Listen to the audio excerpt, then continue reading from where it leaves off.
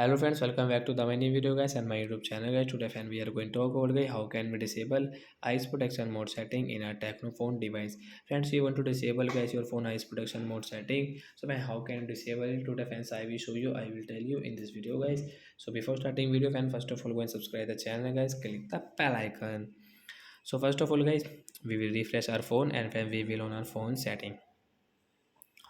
After on phone setting, as you can see guys, your phone screen color is different. So how can we disable eyes protection mode setting guys? So once you can see guys your display and brightness guys, tap here.